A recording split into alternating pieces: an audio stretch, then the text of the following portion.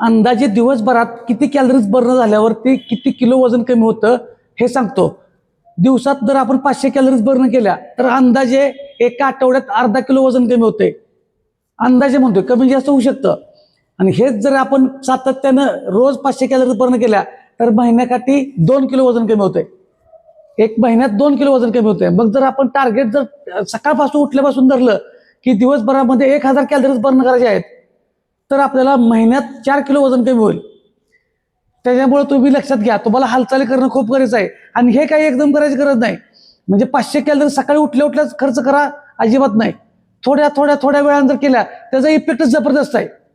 जबरदस्त आहे. इकिगाई म्हणजे जर तुम्हाला मी युट्यूबवर किरण निकम रॉयल जिम या युट्यूब चॅनलवरती जावा, जर बघत असाल तर उत्तमच आहे. त्याच्या खाली मी लिंक देतो पुस्तकाची. ते पुस्तक खरेदी करा. ते पुस्तक थोडं वाचा आणि थोड्या वेळानं सातत्यानं लहान हालचाली किती महत्वाचे आहेत ते पण तुम्हाला लक्षात येईल. फक्त लक्षात ठेवा, दिवसभरामध्ये कॅलरीज बर्न करायचे एवढं टार्गेट ठेवा. बाकीच्या किती कशा कॅलरीज खायच्या त्याचे व्हिडिओ असतात ते पण पहा. धन्यवाद.